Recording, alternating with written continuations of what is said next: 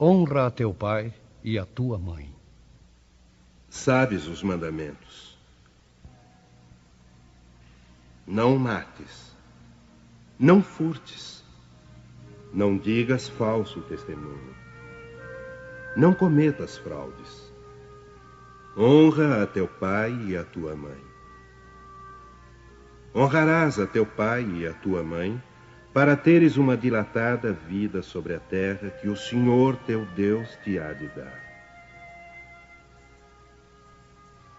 O mandamento honra a teu pai e a tua mãe é uma consequência da lei geral da caridade e do amor ao próximo, porque não se pode amar ao próximo sem amar aos pais. Mas o imperativo honra implica um dever a mais para com eles, o da piedade filial. Deus quis demonstrar assim que ao amor é necessário juntar o respeito, a estima, a obediência e a condescendência, o que implica a obrigação de cumprir para com eles, de maneira ainda mais rigorosa, tudo o que a caridade determina em relação ao próximo. Esse dever se estende naturalmente às pessoas que se encontram no lugar dos pais, e cujo mérito é tanto maior quanto o devotamento é para elas menos obrigatório. Deus pune sempre de maneira rigorosa toda violação desse mandamento. Honrar ao pai e à mãe não é somente respeitá-los, mas também assisti-los nas suas necessidades, proporcionar-lhes o repouso na velhice, cercá-los de solicitude como eles fizeram por nós na infância. É sobretudo para com os pais sem recursos que se demonstra a verdadeira piedade filial. Satisfariam a esse mandamento os que julgam fazer muito ao lhes darem o estritamente necessário para que não morram de fome, enquanto eles mesmos de nada se privam? Relegando-os aos piores cômodos da casa, apenas para não deixá-los na rua, e reservando para si mesmos os melhores aposentos, os mais confortáveis? E ainda bem quando tudo isso não é feito de má vontade, sendo os pais obrigados a pagar o que lhes resta da vida com a carga dos serviços domésticos. É então justo que pais velhos e fracos tenham de servir a filhos jovens e fortes? A mãe lhes teria cobrado o leite quando ainda estavam no berço? Teria, por acaso, contado as suas noites de vigília quando eles ficavam doentes, os seus passos para proporcionar-lhes o cuidado necessário? Não é só o estritamente necessário que os filhos devem aos pais pobres, mas também, tanto quanto puderem, as pequenas alegrias do supérfluo, as amabilidades, os cuidados carinhosos, que são apenas os juros do que receberam, o pagamento de uma dívida sagrada. Essa somente é a piedade filial aceita por Deus. Infeliz, portanto, aquele que se esquece da sua dívida para os que o sustentaram na infância, os que com a vida material lhe deram também a vida moral, e que frequentemente se impuseram duras privações para lhe assegurar o bem-estar. Ai do ingrato, porque ele será punido pela ingratidão e o abandono. Será ferido nas suas mais caras afeições, às vezes desde a vida presente, mas de maneira certa noutra existência, em que terá de sofrer o que fez os outros sofrerem. Certos pais, é verdade, descuidam dos seus deveres e não são para os filhos o que deviam ser. Mas é a Deus que compete puni-los, e não aos filhos. Não cabe a estes censurá-los, pois que talvez eles mesmos fizeram por merecê-los assim. Se a caridade estabelece como lei que devemos pagar o mal com o bem, ser indulgentes para as imperfeições alheias, não maldizer do próximo, esquecer e perdoar as ofensas e amar até mesmo os inimigos, quanto essa obrigação se faz ainda maior em relação aos pais. Os filhos devem, por isso mesmo, tomar como regra de conduta para com os pais todos os preceitos de Jesus referentes ao próximo e lembrar que todo procedimento condenável em relação aos estranhos, mais condenável se torna para com os pais. Devem lembrar que aquilo que no primeiro caso seria apenas uma falta, pode tornar-se um crime no segundo, porque neste, à falta de caridade, junta-se a ingratidão. Deus disse: honrarás a teu pai e a tua mãe, para teres uma dilatada vida sobre a terra que o Senhor teu Deus te há de dar. Mas por que promete como recompensa a vida terrena e não a celeste? A explicação se encontra nestas palavras: que Deus vos dará, suprimidas na forma moderna do decálogo, o que lhe desfigura o sentido. Para compreendermos essas palavras, temos de nos reportar a situação e as ideias dos hebreus na época em que elas foram pronunciadas. Eles ainda não compreendiam a vida futura. Sua visão não se estendia além dos limites da vida física. Por isso deviam ser mais fortemente tocados pelas coisas que viam do que pelas invisíveis. Eis o motivo por que Deus lhes fala numa linguagem ao seu alcance e, como a crianças, lhes apresenta como perspectiva aquilo que poderia satisfazê-los. Eles estavam, então, no deserto. A terra que Deus lhes dará é a terra da promissão, alvo de suas aspirações. Nada mais desejavam, e Deus lhes diz que viverão nela por longo tempo, o que significa que a possuirão por longo tempo, se observarem os seus mandamentos. Mas, ao advento de Jesus, suas ideias estavam mais desenvolvidas. Tendo chegado o momento de lhes ser dado um alimento menos grosseiro, Jesus os inicia na vida espiritual ao dizer: meu reino não é deste mundo. É nele e não sobre a terra que recebeis a recompensa das vossas boas obras. Com estas palavras, a terra da promissão material se transforma numa pátria celeste. Da mesma maneira, quando lhes recorda a necessidade de observação do mandamento: honra a teu pai e a tua mãe, já não é mais a terra que lhes promete, mas o céu.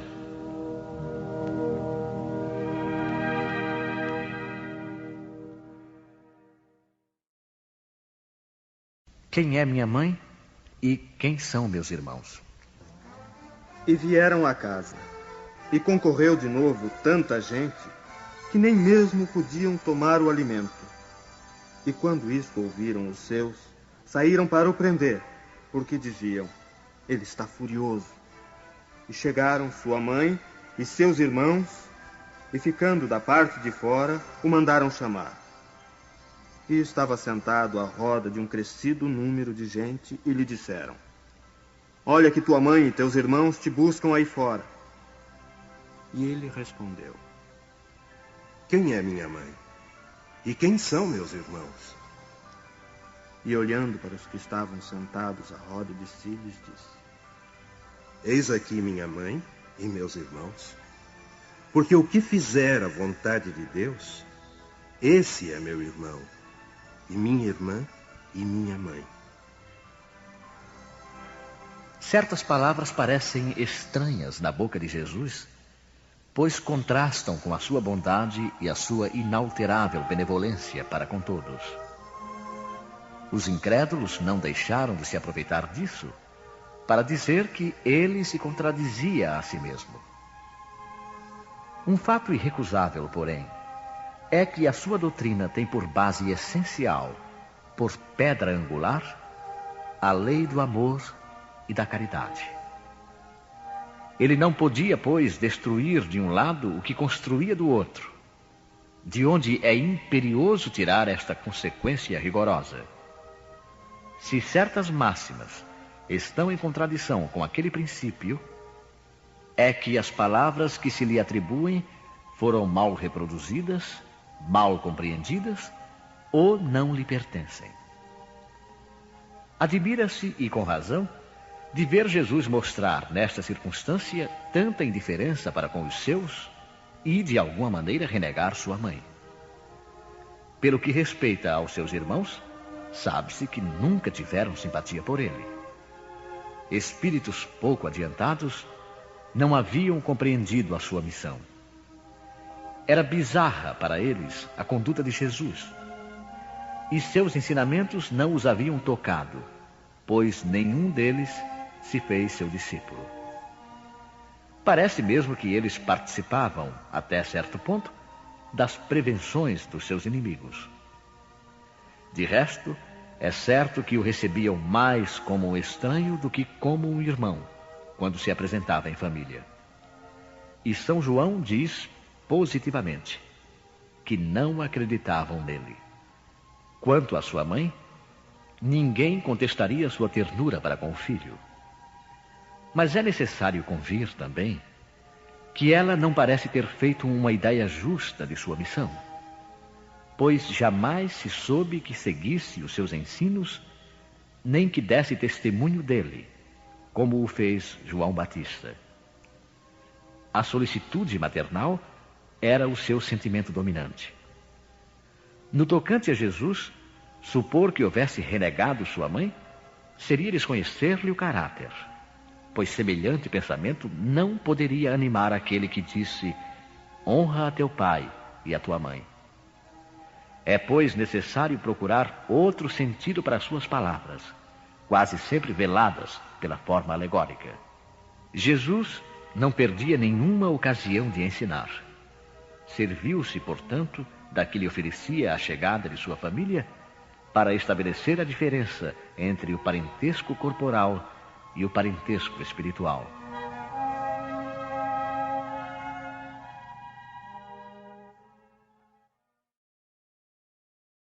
Parentescos corporal e espiritual. Os laços de sangue não estabelecem necessariamente os laços espirituais. O corpo procede do corpo, mas o espírito não procede do espírito, porque este existia antes da formação do corpo. O pai não gera o espírito do filho, fornece-lhe apenas o envoltório corporal, mas deve ajudar seu desenvolvimento intelectual e moral para o fazer progredir. Os espíritos que se encarnam numa mesma família, sobretudo como parentes próximos, são o mais frequentemente espíritos simpáticos, ligados por relações anteriores, que se traduzem pela afeição durante a vida terrena. Mas pode ainda acontecer que esses espíritos sejam completamente estranhos uns para os outros, separados por antipatias igualmente anteriores, que se traduzem também por seu antagonismo na terra, a fim de lhe servir de prova. Os verdadeiros laços de família não são, portanto, os da consanguinidade, mas os da simpatia e da comunhão de pensamentos, que unem os espíritos antes, durante e após a encarnação. Donde se segue que dois seres nascidos de pais diferentes podem ser mais irmãos pelo espírito do que se o fossem pelo sangue. Podem, pois, atrair-se, procurar-se, tornar-se amigos, enquanto dois irmãos consanguíneos podem repelir-se, como vemos todos os dias. Problema moral que só o Espiritismo poderia resolver pela pluralidade das existências. Há, portanto, duas espécies de famílias: as famílias por laços espirituais e as famílias por laços corporais. As primeiras, duradouras, fortificam-se pela purificação e se perpetuam no mundo dos espíritos através das diversas migrações da alma.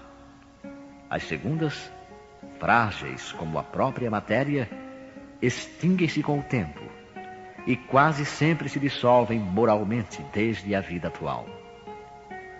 Foi o que Jesus quis fazer compreender, dizendo aos discípulos: eis minha mãe e meus irmãos. Ou seja, a minha família pelos laços espirituais, pois quem quer que faça a vontade de meu Pai que está nos céus, é meu irmão, minha irmã e minha mãe. A hostilidade de seus irmãos está claramente expressa no relato de São Marcos, desde que, segundo este, eles se propunham a apoderar-se dele sob o pretexto de que perderam o juízo. Avisado de que haviam chegado e conhecendo o sentimento deles a seu respeito, era natural que dissesse, referindo-se aos discípulos em sentido espiritual: eis os meus verdadeiros irmãos. Sua mãe os acompanhava, e Jesus generalizou o ensino, o que absolutamente não implica que ele pretendesse que sua mãe, segundo o sangue, nada lhe fosse, segundo o espírito, só merecendo a sua indiferença. Sua conduta, em outras circunstâncias, provou suficientemente o contrário.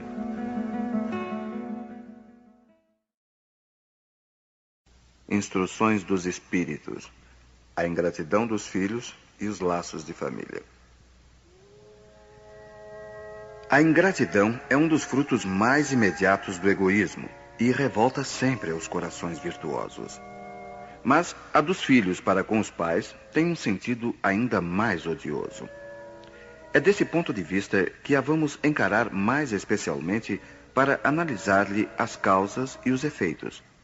Nisto, como em tudo, o Espiritismo vem lançar luz sobre um dos problemas do coração humano.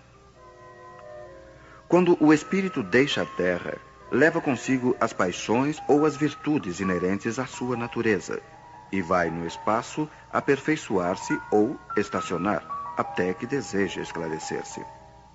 Alguns, portanto, levam consigo ódios violentos e desejos de vingança. A alguns deles, porém mais adiantados, é permitido entrever algo da verdade. Reconhecem os funestos efeitos de suas paixões e tomam então boas resoluções. Compreendem que para se dirigirem a Deus só existe uma senha: caridade. Mas não há caridade sem esquecimento das ofensas e das injúrias. Não há caridade com ódio no coração e sem perdão. É então que, por um esforço inaudito, voltam o seu olhar para os que detestaram na terra. À vista deles, porém, sua animosidade desperta. Revoltam-se à ideia de perdoar, e ainda mais a de renunciarem a si mesmos, mas, sobretudo, a de amar aqueles que lhes destruíram talvez a fortuna, a honra, a família. Não obstante, o coração desses infortunados está abalado. Eles hesitam, vacilam, agitados por sentimentos contrários. Se a boa resolução triunfa, eles oram a Deus, imploram aos bons espíritos que lhes deem forças no momento mais decisivo da prova. Enfim, depois de alguns anos de meditação e de preces, o espírito se aproveita de um corpo que se prepara na família daquele que ele detestou e pede aos espíritos encarregados de transmitir às ordens supremas permissão para ir cumprir sobre a terra os destinos desse corpo que vem de se formar. Qual será, então, a sua conduta nessa família? Ela dependerá da maior ou menor persistência das suas boas resoluções. O contato incessante dos seres que ele odiou é uma prova terrível, da qual às vezes sucumbe se a sua vontade não for bastante forte. Assim, segundo a boa ou má resolução que prevalecer, ele será o amigo ou o inimigo daqueles em cujo meio foi chamado a viver. É assim que se explicam esses ódios, essas repulsas instintivas que se notam em certas crianças e que nenhum fato exterior parece justificar. Nada, com efeito, nessa existência poderia provocar essa antipatia. Para encontrar-lhe a causa, é necessário voltar os olhos ao passado. Ó espíritas, compreendei neste momento o grande papel da humanidade. Compreendei que, quando gerais um corpo, a alma que se encarna vem do espaço para progredir. Tomai conhecimento dos vossos deveres e ponde todo o vosso amor em aproximar essa alma de Deus. É essa a missão que vos está confiada e da qual recebereis a recompensa se a cumprirdes fielmente. Vossos cuidados, a educação que lhe derdes, auxiliarão o seu aperfeiçoamento e a sua felicidade futura. Lembrai-vos de que a cada pai e a cada mãe, Deus perguntará: que fizeste da criança confiada à vossa guarda? Se permaneceu atrasada por vossa culpa, vosso castigo será o de vê-la entre os espíritos sofredores quando dependia de vós que fosse feliz. Então vós mesmos, carregados de remorsos, pedireis para reparar a vossa falta. Solicitareis uma nova encarnação para vós e para ela, na qual a cercareis de mais atentos cuidados, e ela, cheia de reconhecimento, vos envolverá no seu amor. Não recuseis, portanto, o filho que no berço repele a mãe, nem aquele que vos paga com a ingratidão. Não foi o acaso que o fez assim e que lhe enviou. Uma intuição imperfeita do passado se revela, e dela podeis deduzir que um ou outro já odiou muito ou foi muito ofendido, que um ou outro veio para perdoar ou para expiar. Mães, abraçai, pois, a criança que vos causa aborrecimentos, e dizei para vós mesmas: uma de nós duas foi culpada.